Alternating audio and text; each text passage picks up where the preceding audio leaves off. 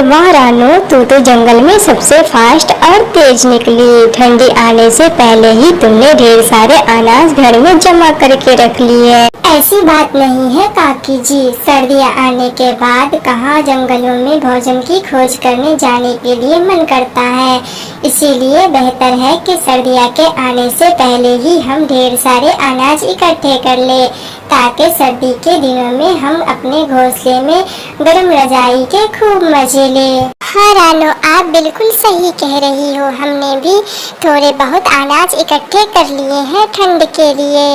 और ऐसे भी रानो, तुम्हारा घर तो पक्के का हो ही गया है। तुम्हें तो घर बनाने की कोई चिंता भी नहीं है, और हमने तो अभी अपना घर पक्का भी नहीं किया है। वैसे कालू, तुमने तो न ही भोजन इकट्ठा किया होगा सर्दी के लिए और न ही अपना घर बनाया होगा, क्योंकि तुम कौवे तो हमेशा पीछे ही रहते हो जंगल के सभी पक्षियों से।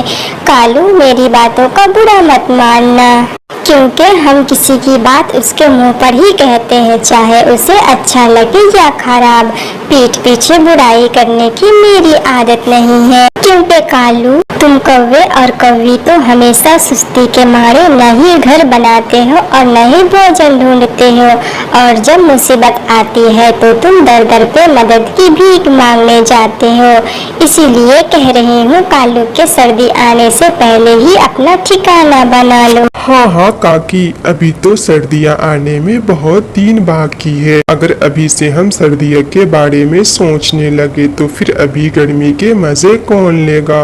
अच्छा काकी, अब मैं चलता हूँ, मुझे बहुत काम है। कालू कौवा वहाँ से चला गया।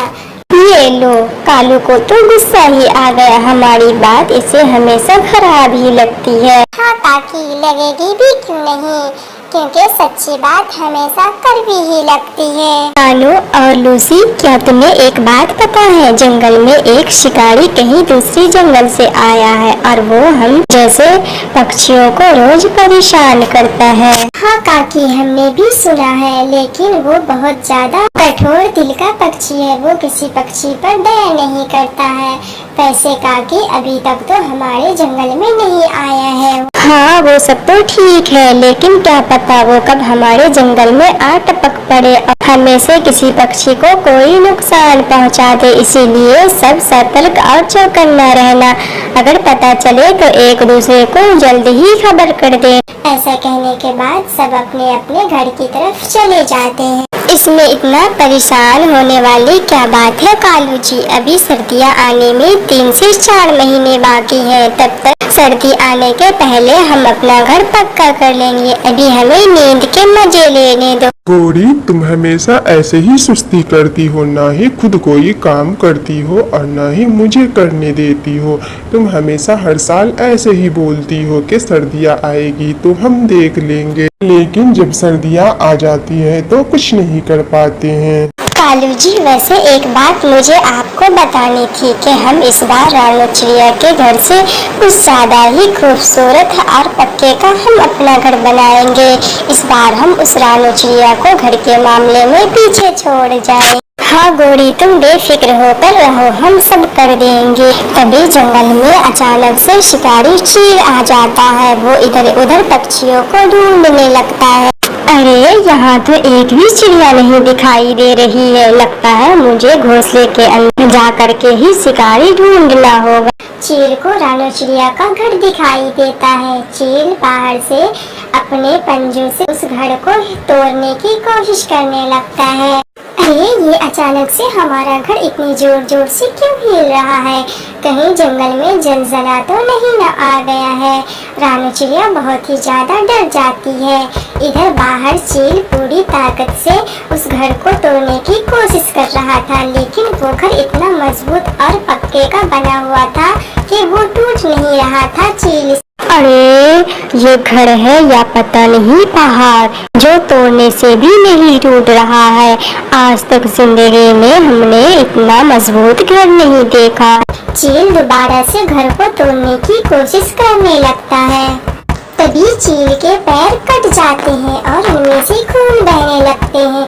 अरे बाप रे, ये क्या मुसीबत हो गई? शिकार भी नहीं मिला और मैं घायल भी हो गई। फिर चील वहाँ से चला जाता है।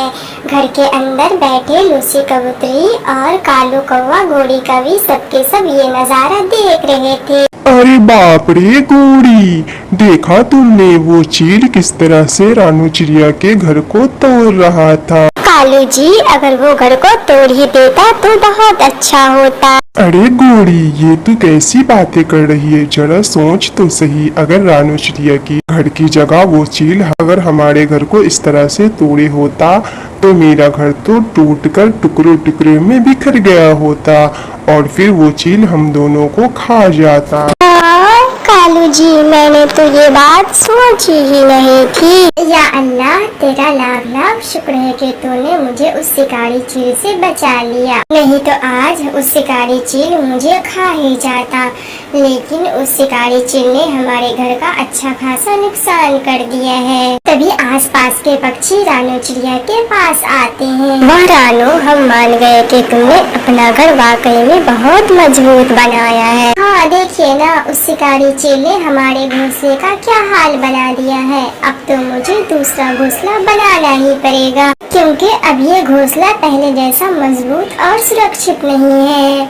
रानू बहन, वो तो अच्छा हुआ कि उस शिकारी चील के पैर ही कट गए, वरना वो तो घोंसले को तोड़ कर ही छोड़ता। वैसे रानू चिड़िया, तुमने क्या सोचा है, इस बार किस चीज का घर बनाओगी? काकी, हमने तो सोचा है कि किसी भी चीज का मजबूत घर होना चाहिए, चाहे वो मिट्टी हो या फिर ईंट का ही क्यों ना। फिर देखती हूँ, अगर गन्ने या बांस मिल जाएंगे तो उससे ही मैं अपना घर बना लूंगी। रानू चिड़िया गन्ने के खेतों की तरफ जाती है तो उन्हें गन्ना नहीं मिलता है। अरे, कल जब मैं इस रास्ते से गुजर रही थी तब तो यहाँ पे ढेर सारे गन्ने लगे हुए थे, लेकिन आज एक भी गन्ना नहीं है। लगता है कोई पक्षी या फिर कोई इंसान गन्ना यहाँ से ले गया है। एक काम करती हूँ, यहाँ पे तो ढेर सारे बांस भी है, मैं क्यों ना बांस का ही मजबूत सा घर बना लेती हूँ। रानू चिड़िया वहाँ से बांस की कुछ लकड़ियाँ उठाती है और लेकर अपने घर आ जाती है। देखा कालू जी, उस रानू चिड़िया ने आखिर वो बांस की लकड़ियाँ ही लेकर आई है। अच्छा किए जो हम उससे पहले जाकर वहाँ से वो लकड़ियाँ उठा कर के ले आए थे। हाँ हाँ गोरी, तुम्हारा दिमाग तो बिल्कुल लोमड़ी ही की तरह चल रहा है। कहीं तुम अगले जन्म में लोमड़ी तो नहीं थी। कालू जी, अपनी चोट संभाल कर बातें करे, आप भूल जाते हो कि मेरा नाम गोरी है। चलो गोरी, अब जल्दी से अपना घर बनाना शुरू करते हैं। इधर कालू कौवा और गोरी कवि दोनों अपने घर बनाने में लग जाते हैं और उधर रानू चिड़िया भी अपना घर बनाने में एकजुट हो जाती है। अगले ही दिन कालू कौवा और गोरी कवि दोनों के घर तैयार हो जाते हैं और इधर रानू चिड़िया के घर भी तैयार हो जाते हैं। अरे कालू, ये रानू तो लगती है सच में भूत है। देखो अकेले उसने कैसे एक ही रात में इतना अच्छा सा घर तैयार कर लिया है। हाँ हाँ गोरी, चलो, उसी की वजह से हमारा भी मजबूत और पक्के का अच्छा घोंसला बन गया है। तभी फिर से वो शिकारी चील उसी जंगल में आता है। आज तो मैं खा पी कर बहुत मजबूत होकर के आया हूँ। आज मेरे न ही हाथ कटने वाले हैं और न ही मेरे पंख। आज तो मैं इस जंगल के एक पक्षी को कच्चा ही चबा जाऊंगा। वो शिकारी चील सबसे पहले गोरी कवि और कालू कौवे के घर के पास जाते हैं और वो खिड़की से जाकर देखते हैं। दोनों खूब मजे लेकर चाउमीन खा रहे थे। अरे बाप रे बूढ़ी, तुमने देखा नहीं क्या, खिड़की से वो शिकारी चील झांक रहा है। आज तो हमारे मजे ही मजे हैं। आज रात का लंच मैं इस गोरी कवि और कालू कौवा का ही करूँगा। अरे गोरी, जरा अपनी लोमड़ी वाली दिमाग लगाओ और इस चील से बचने का कोई उपाय ढूंढो, वरना ये चील हमें रात में लंच में खाने की बातें कर रहा है। वो चील गोरी कवि कालू कौवे के दरवाजे को खूब जोर जोर से अपने पंखों से तोड़ने लगता है।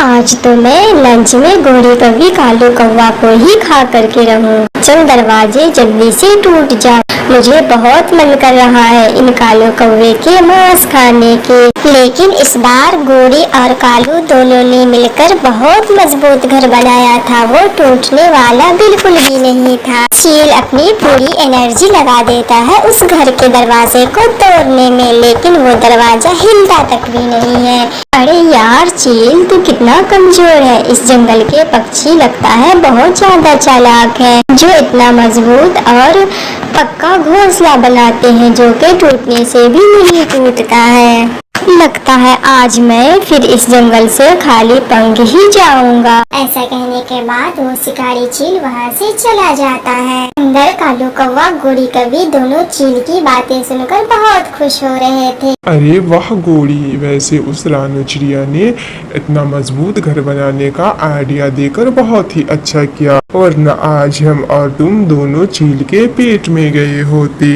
कालू, क्या कहा तुमने? रानू चिड़िया की तारीफ क्यों किए जा रहे हो? ये घोंसला बनाने का आइडिया तो मैंने ही तुम्हें दिया था और ये घोंसला हम ही बनाए हैं। और आज जो तुम ये हंस हंस कर उस गोरी की तारीफ किए जा रहे हो, तो हमारी वजह से बच गए हो। और अगर वो पुराना वाला हमारा घर होता तो आज तो तुम उस शिकारी चील के डिनर बन जाते। कुछ ही देर के बाद रात हो जाती है। कालू कौवा गोरी कौवी दोनों सो जाते हैं। अरे बाप रे, ये हमें नींद में क्या काट रहा है? कहीं मैं ख्वाब तो नहीं देख रहा हूँ? अरे कालू जी, जल्दी से उठे, देखिए अब पूरे घर के अंदर मधुमक्खियाँ आ गई है और वो हमें काट रही है।